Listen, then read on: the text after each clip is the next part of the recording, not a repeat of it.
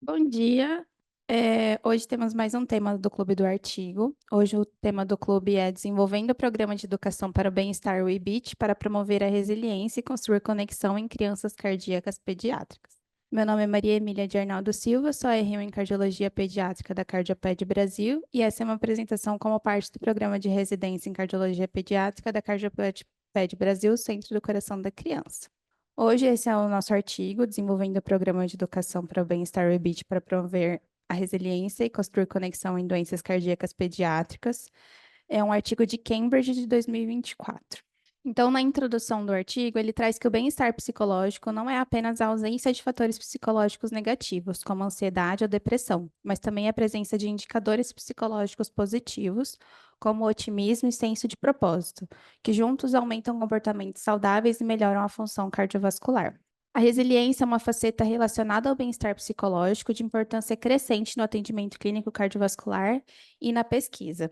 Então, na introdução, ele traz que, em uma grande amostra de um estudo de quase 1.000 adultos com doença cardíaca, a resiliência multissistêmica, que é definida no estudo como abrangendo habilidades de regulação emocional, conexão social e comportamentos positivos de saúde, foi associada a um comprimento maior do telômero, um biomarcador de envelhecimento celular que demonstrou estar associado a melhores resultados cardiovasculares.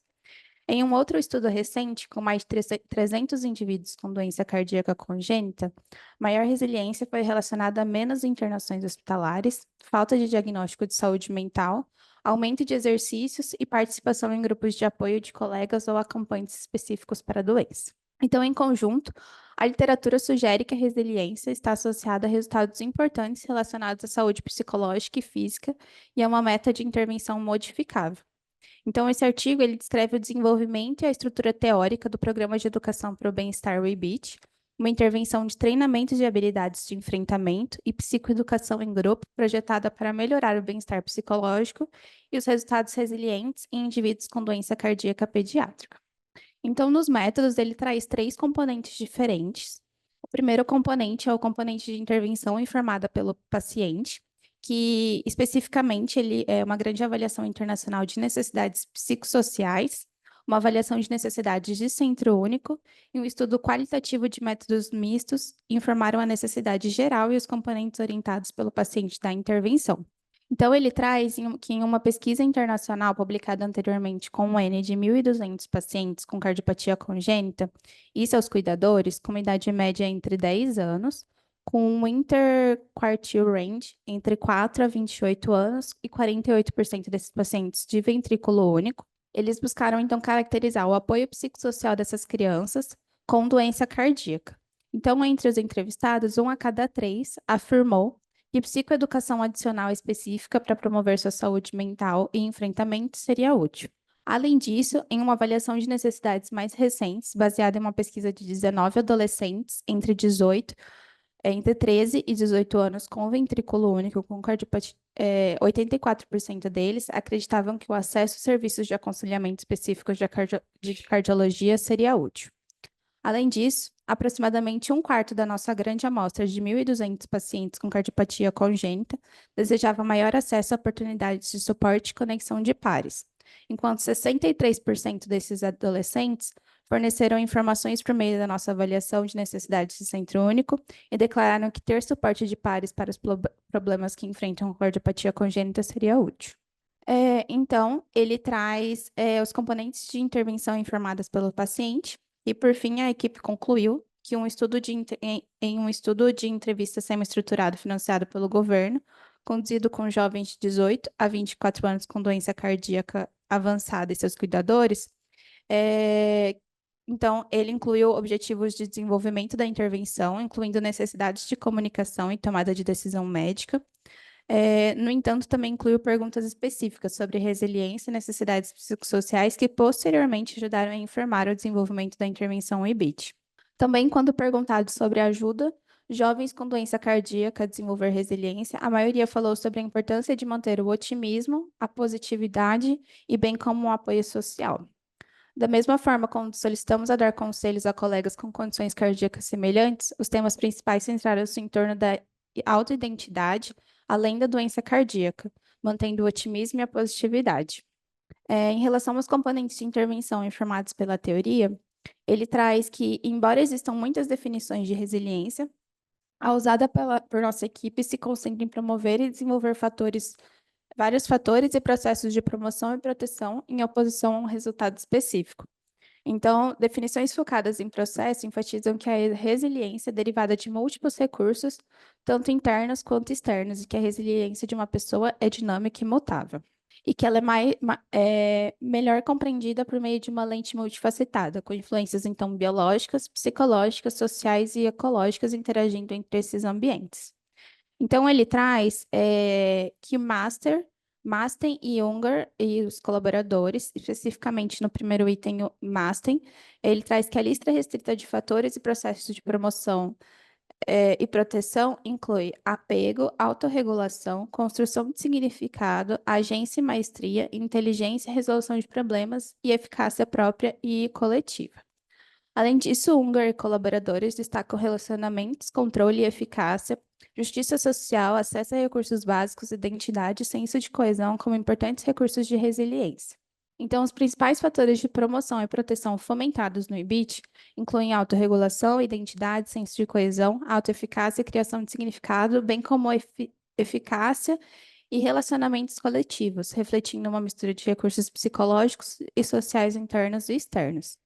Por fim, a acessibilidade e a escalabilidade foram consideradas críticas para o design desde o início, incluindo a entrega de intervenção por meio de telemedicina e participação livre, reconhecendo que fatores socioeconômicos, ambientais e culturais influenciam o acesso a recursos de resiliência. Então, ele traz no artigo essa imagem sobre o processo, né, da resiliência multissistêmica, que inclui a questão biológica, psicológica, sociocultural e ecológica, em meio a fatores estressantes e como a resiliência e o bem-estar ajuda como se fosse um escudo. Em relação ao terceiro e último componente dos métodos, que é o componente de intervenção informado por pesquisa, então ele traz que a intervenção Promoting Resilience in Stress Management, originalmente pilotada no contexto de câncer e diabetes pediátricos e adultos jovens, se concentra no ensino de 4 habilidades: gerenciamento de estresse, definição de metas, reestruturação cognitiva e descoberta de benefícios. Essa intervenção, ela foi realizada por meio de 4 sessões individuais, que duravam de cerca de 30 a 60 minutos. E ela demonstrou estar associada à melhora da resiliência e da qualidade de vida específica da doença, além de um aumento da descoberta de benefícios e esperança à redução do sofrimento psicológico. Então, ele traz que numa amostra piloto inicial de pacientes internados e ambulatoriais com câncer ou diabetes, as taxas de inscrição foram de 68% e 58%, respectivamente, só que somente 80% da amostra concluiu todas as sessões. Além disso, ele traz um ensaio clínico randomizado piloto, que é o ACHD Care, que foi projetado para melhorar a resiliência e a qualidade de vida em adultos com cardiopatia congênita. Então, essa intervenção contou com 8 sessões, realizada para 42 participantes, com temas como relaxamento, treinamento cognitivo comportamental e de habilidades sociais. O ACDH Care ele foi considerado aceitável e valorizado pelos participantes, com tamanho de efeito médio para diminuir os sintomas depressivos. Porém, apenas metade dos participantes compareceram a todas as 8 sessões, mas 71% compareceram a pelo menos 4.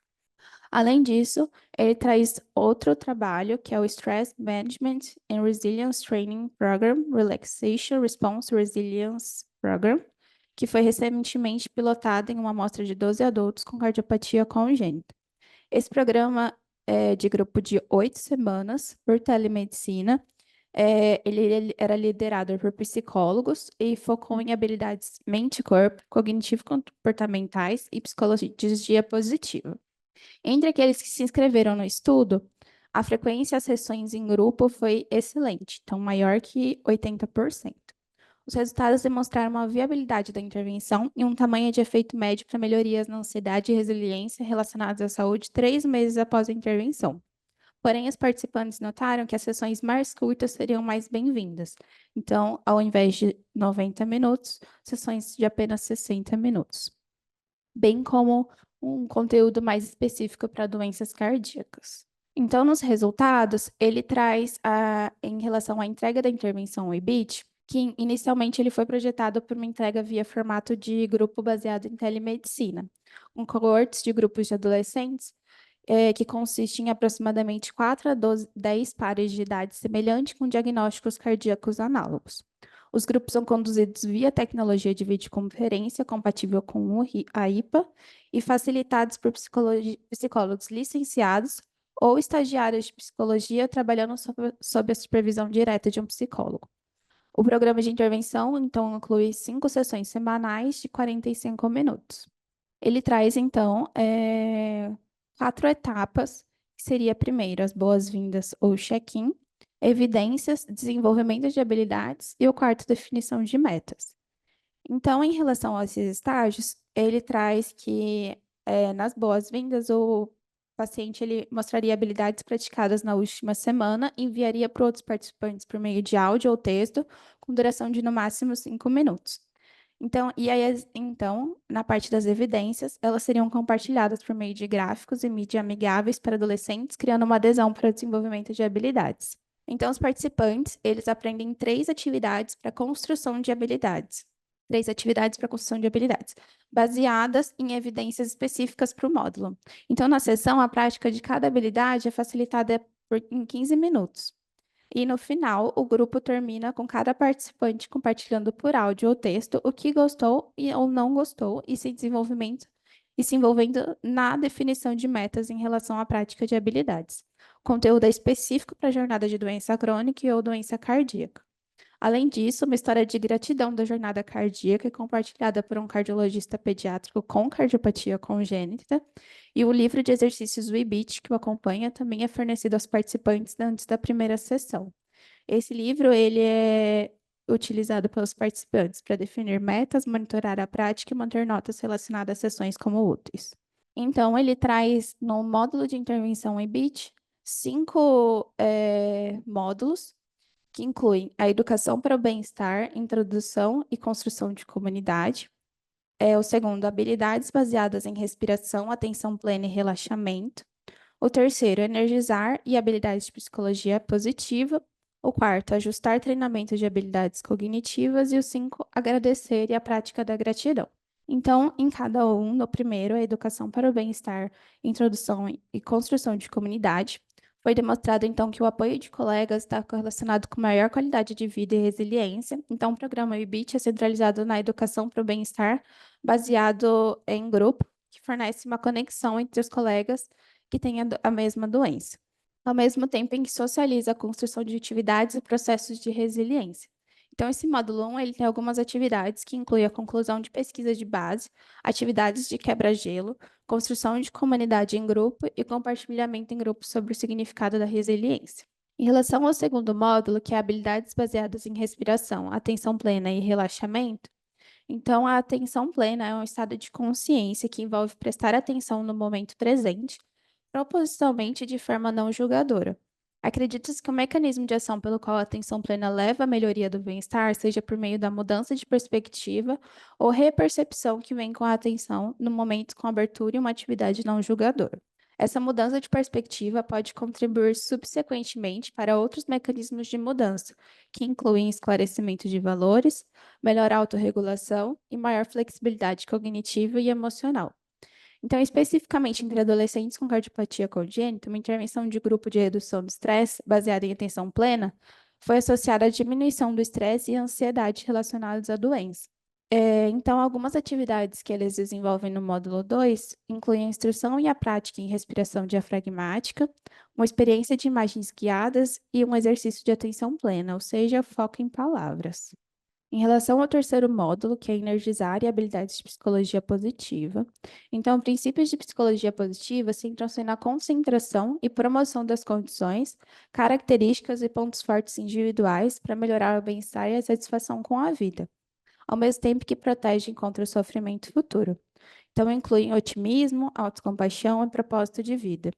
Específicos para cardiologia e doenças cardíacas, os benefícios da psicologia positiva incluem impactos diretos no processo neurobiológico, por exemplo, a redução da pressão arterial e impactos indiretos nos comportamentos de saúde. Em relação a algumas atividades no módulo, então, incluem reflexões e compartilhamento em grupos sobre propósito e paixões, bem como um brainstorming específico para aumentar o movimento diário. Então, em relação ao quarto módulo, e o treinamento de habilidades cognitivas, ele traz que a terapia cognitivo-comportamental centra-se na premissa central de que pensamentos disfuncionais levam a distúrbios psicológicos, e a modificação de tais pensamentos pode produzir melhorias em comportamentos e emoções, por meio de instruções em habilidades cognitivas específicas, como a reestruturação cognitiva, o indivíduo é ensinado a identificar, avaliar e modificar cognições inúteis ou imprecisas. Então, entre crianças com a condição médica crônica, a terapia cognitiva comportamental é um tratamento eficaz para ansiedade e depressão. E algumas atividades do módulo incluem instruções introdutórias em desafio de pensamento, autoconversa e aceitação radical.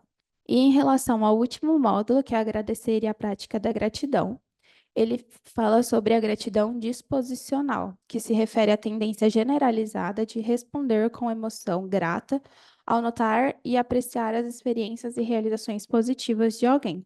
Então, acredita-se que o impacto de gratidão no bem-estar ocorre por meio de vários mecanismos, incluindo vieses interpretativos positivos ao avaliar benefícios, enfrentamento aprimorado e construção de recursos positivos para o uso de tempos futuros de estresse.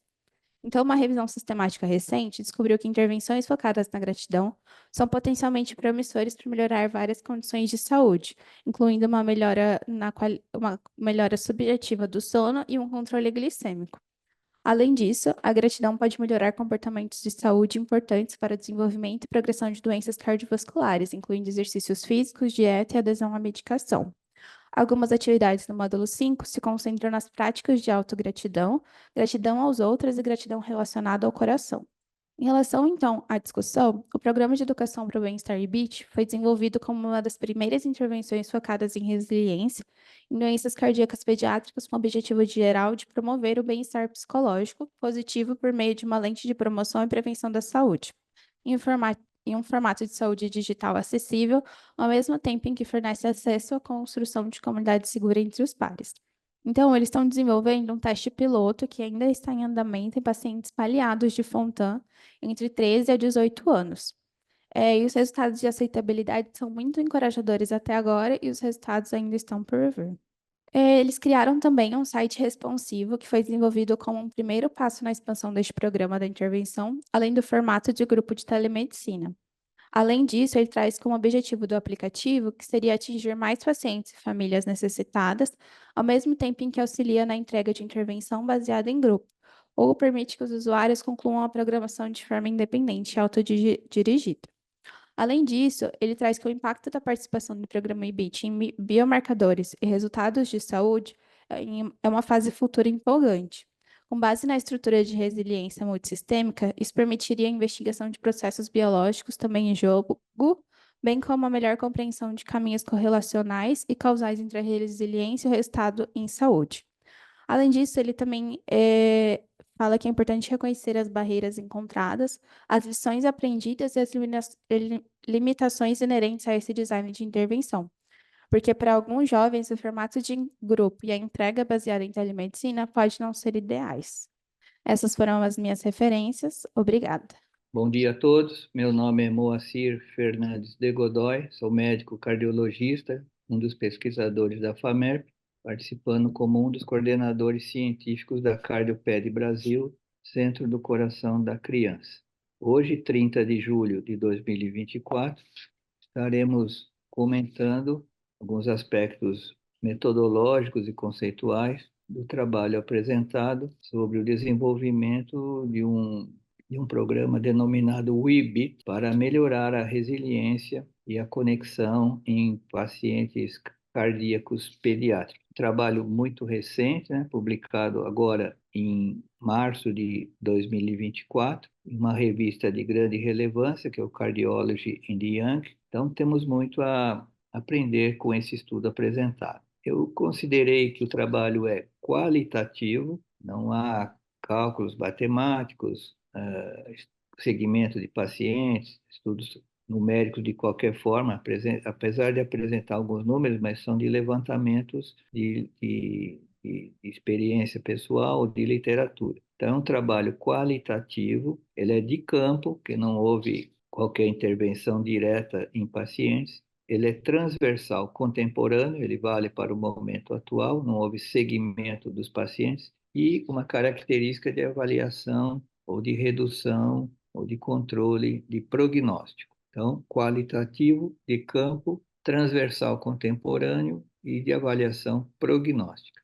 Então, como não há estudos, não há avaliações estatísticas, vou me fixar em comentar alguns termos que aparecem no estudo, que são bastante significativos. Primeiro, o termo resiliência, né, que ele define como o processo pelo qual um indivíduo aproveita os recursos internos, externos e o que ele aprende para manter o bem-estar em meio a um estressor, que seja uma doença crônica ou um problema crítico. Então, veja, aparece aqui, além do termo resiliência, que nós vamos estender um pouco mais, aparece o termo estressor. Estressor é um conceito já bastante antigo, introduzido por Hans Selye na década de 1950, em que ele conceitua bem especificamente o que é o estresse, né, e o que são os estressores. Então, toda ação que a gente recebe do meio externo, do meio ambiente, né, é um estressor. Pode ser uma coisa boa, né, e estimula o organismo a funcionar adequadamente, ou pode ser uma coisa ruim. Então, tudo que age sobre a homeostase é um estressor. Ele comenta um pouquinho mais à frente que a resiliência é um construto de crescente importância no tratamento clínico cardiovascular e mostra que em uma amostra de mil adultos que tinham doença cardíaca, a resiliência multissistêmica, definida no estudo como abrangendo habilidades de regulação emocional, conexão social e comportamentos positivos de saúde, vejam que interessante, foi associada a um comprimento maior do telômero. O telômero seria, então, um biomarcador do envelhecimento celular e que demonstrou estar associado a melhores resultados cardiovasculares. O telômero, né, é uma estrutura do cromossoma que vem recebendo grandes estudos mais recentemente. Inclusive, temos esse livro aqui mostrado à direita, O Segredo está nos Telômeros. Foi publicado por Elissa Epel e por Elizabeth Blackburn. A doutora Elizabeth Blackburn recebeu o Prêmio Nobel de Medicina por esses estudos que ela faz a respeito do telômero, mostrando a sua enorme importância, né, da manutenção da homeostase, do prolongamento da vida, do retardo do envelhecimento. Então, quanto maior o telômero, ou quanto menos ele se reduz ao longo da evolução, melhor é o estado de saúde da pessoa e menos sinais de envelhecimento ela tem. Existem vários programas tentando retardar a progressão da redução dos telômeros, né? Então, é um estudo, é um assunto bem relevante, bem atual, que vale a pena a gente acompanhar. E no caso aqui, mostrando que em 1.000 adultos, né, com doença cardíaca, que a resiliência está associada com o comprimento dos telômeros. Então, muito interessante isso aí. Além disso, a resiliência, né, ela se demonstrou correlacionada com melhor qualidade de vida, melhor estado de saúde, né? Menor sofrimento psicológico em pacientes pediátricos com câncer, melhor controle glicêmico. Então, veja, tem inclusive comprometimentos metabólicos, não só psicológicos, mas metabólicos, né? Relacionados com a maior resiliência, ou seja, essa maior capacidade de reagir ou de se defender dos estressores, né? Inclusive, nesse estudo recente, com mais de 300 indivíduos com doença cardíaca crônica, a maior resiliência foi correlacionada com menos internações, menos quantidade de diagnóstico de transtorno mental, melhor atividade física. Então, resiliência maior é benéfico para as pessoas. Eu relaciono aqui a palavra resiliência com o termo antifragilidade. Então, este autor, Nassim Nicholas Taleb, ele tem vários livros escritos recentemente, e um deles, que eu acho bastante interessante, vale a pena ser lido, é o livro chamado Antifrágil. Antifrágil. Ele correlaciona ou associa o termo antifragilidade ao termo resiliência, mostrando que antifragilidade está além da resiliência ou da robustez. Por quê? Quando o termo resiliente, ele indica que, por exemplo, uma pessoa resiste a uma determinada agressão e permanece igual ao que ela era. A resiliência seria só uma resistência ao estressor, né? Não há um dano evidente para o indivíduo, mas ele permanece igual ao que era. Já o antifrágil, ele, vamos dizer assim, aprende com esse sofrimento, com essa agressão, e fica cada vez melhor. Então, a antifragilidade é um termo que vem surgindo e que seria até superior ao estado de resiliência pelo aprendizado que se tem e cada vez se tornaria melhor na resposta ao estressor, né? Graficamente, a antifragilidade, né, vem sendo representada como associações nessa figura aqui, por exemplo, uma águia e um leão, né, que são dois animais relacionados com a resistência, a resiliência, o poder, a força, etc., né? Então, esse projeto, né, digamos assim, do WeBeat, vem no sentido de trazer os indivíduos portadores de cardiopatia congênita em segmento com comprometimento atual ou potencial para ter algum distúrbio psicológico, né? Como eles próprios indicam a necessidade desse segmento e pelo que mostra o estudo, com grande potencial de sucesso, né? Seguindo aquelas etapas apresentadas pela Maria Emília. E por que falei do termo antifrágil? Porque nós vivemos atualmente no chamado mundo Bunny, né? Já vivemos anteriormente no mundo VUCA, agora o conceito é que o mundo atual é o mundo Bunny. É uma sigla, B é fragilidade, A, ansiedade, N, não linearidade e I, incompreensão. Então, se nós formos atentar para o que acontece no mundo que gira ao nosso redor, nós vemos que ele realmente é muito frágil. As estruturas, de um dia para o outro, se desmoronam, né? Surgem guerras, inundações, atentados, uma enormidade de coisas que mostram que o Estado é frágil, né? Tudo é frágil.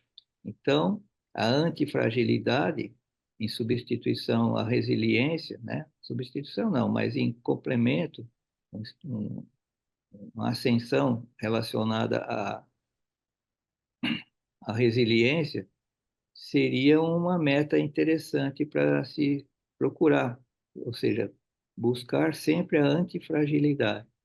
Então, o mundo Bunny é brittle, né, de frágil, produz ansiedade, é não linear, é de difícil compreensão. Ele foi criado pelo antropólogo e futurista James Cassio, né, nascido em 1966, bastante jovem, né, e é considerado esse mundo Bunny a evolução natural do mundo VUCA, né? Também achei associações desse estudo com a teoria polivagal.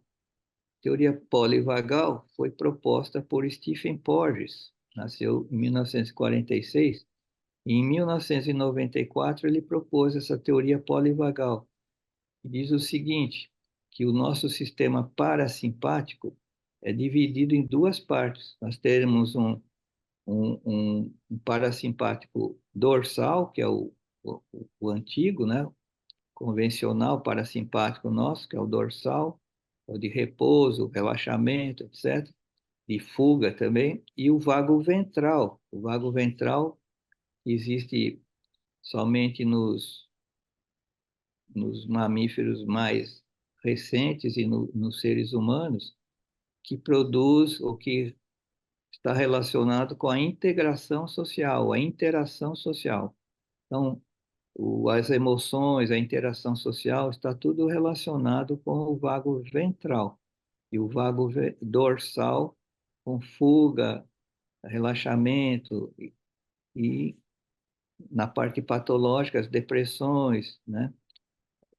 Todos esses comportamentos psicológicos estariam relacionados com o vago dorsal. Então, o desenvolvimento do vago ventral é muito útil, né? Porque produz a interação social e também está relacionado com toda a melhora funcional, melhora homeostase, né? Aumento da alostase, que é a capacidade de reagir às agressões. Eu vejo que é um artigo bastante completo, né?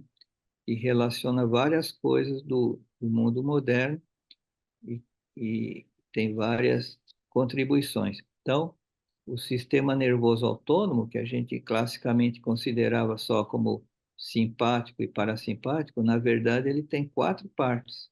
O simpático, que é luta ou fuga, o parasimpático posterior, relaxamento, fuga, depressão, ansiedade, todos os comportamentos psíquicos alterados.